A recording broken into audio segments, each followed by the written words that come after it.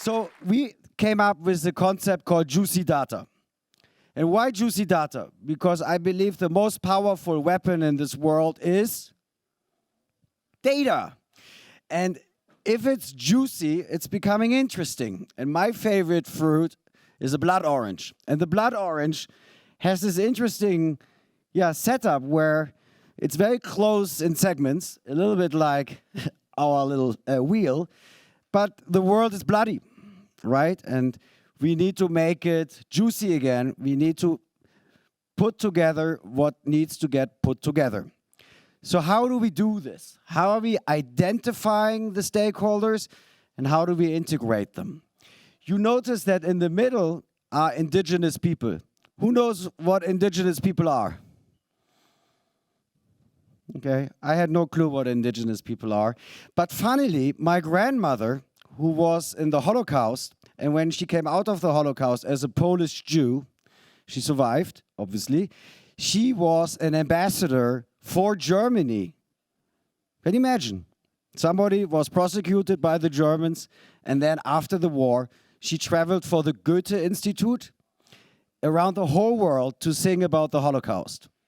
And obviously warning indigenous people in jungles and everywhere in the world. So I kind of got a little bit inspired by it. I obviously wanted to save the animals, but it's so hard to save the animals without having safe habitat or without having the support of the indigenous people.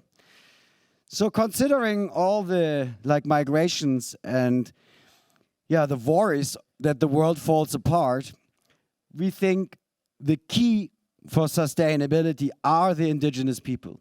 There are 550 million alive. 350 million reside in the 85% of the key biodiversity areas. So while they meet in COP and talk about plans in 2050 and Saudi Arabia neutral in 2070, my point is let's onboard the indigenous people and make them our partners to tackle climate change. And if you look at, okay, what can you do with indigenous people, right? And how do you actually get to them? First of all, most of them have telephones, so you can reach them. GSMA, the Association of Mobile Phone Operators, tracked us in COVID. So why can we not track indigenous people to keep them safe? They get hunted by the Brazilian government in Brazil. We have a lot of reports on that. Also, we don't have time to report it. So we want to be an enabler of the complete opposite of an investment banker from Wall Street.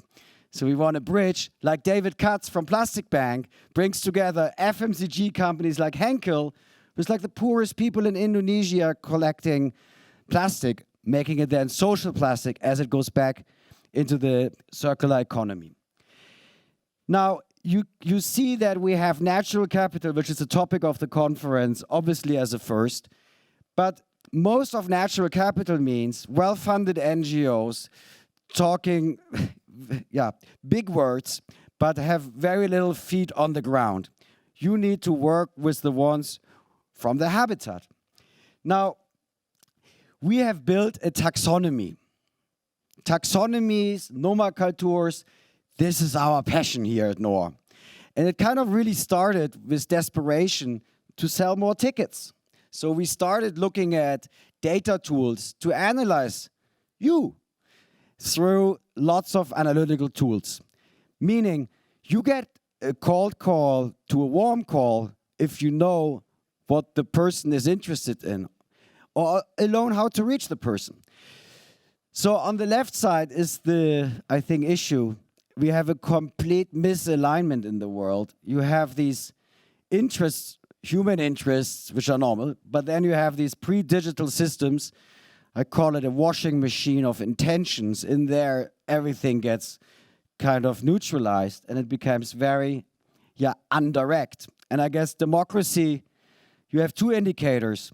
Number of elections per 5 years per country, which is going up a lot. So they're voting and voting and voting, especially in Israel or in Canada. You had problems in Italy, everywhere, Germany. So we have a stalemate. But is that the real problem? No, the real problem is that it's a parallel world. And then you have the multilaterals who also impact on nature and resources. You have NGOs, billionaires, capitalism is exploiting the world, obviously, for our own benefit on the short term, but for our long-term risk for our children. So this left thing is tough, huh? And then you have social media, kind of making everything more complex. Now, what can we do?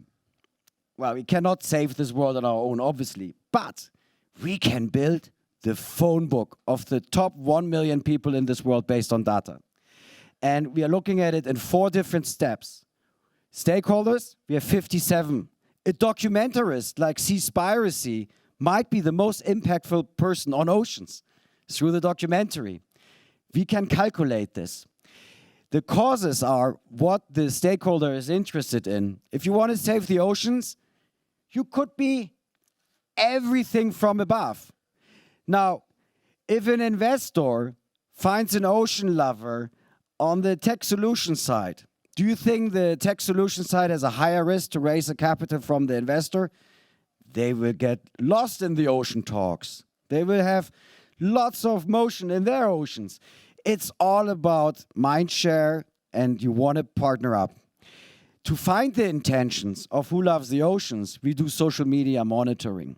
So you probably have seen that I benchmark the speakers, which is quite nice. We can simply download the likes and search for NOAH and build it in %.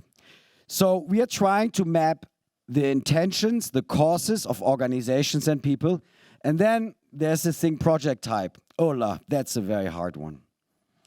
There's so much talk in sustainability. But who really planted trees or saved the forest or did a breeding project for rhinos? To find the people who are not talkers but doers is the toughest thing ever.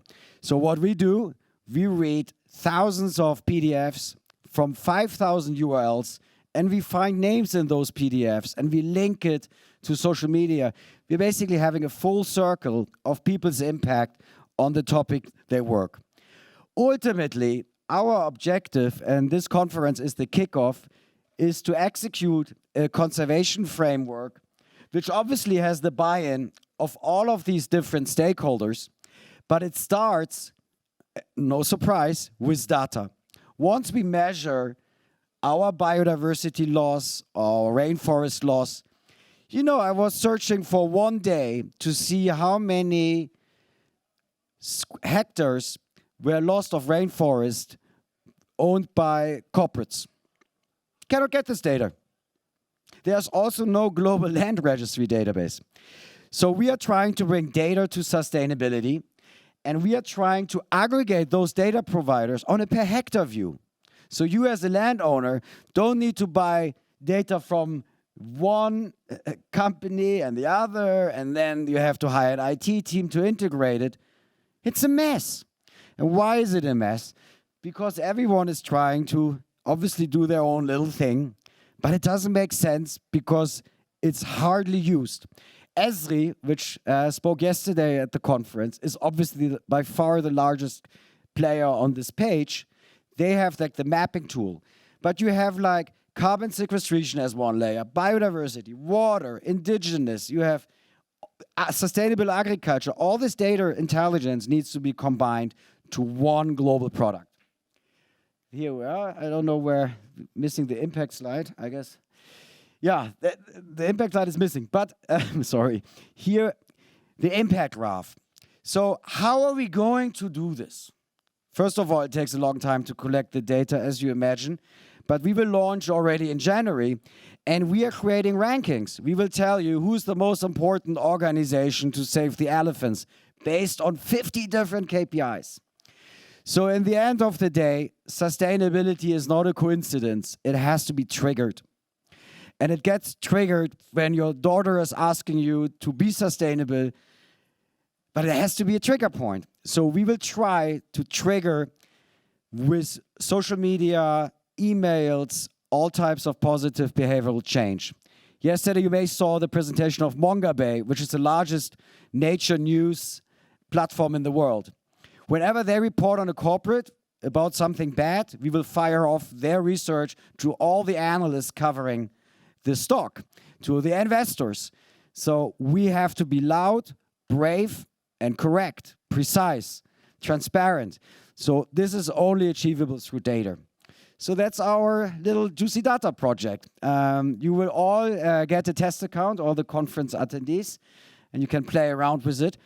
The beauty is, this product is quite easy to sell, because eventually we will profile individuals and corporates, and when we are precise with you, you will give us a lot of benefit of the doubt, because we will probably be similar precise with the people you want to do business with.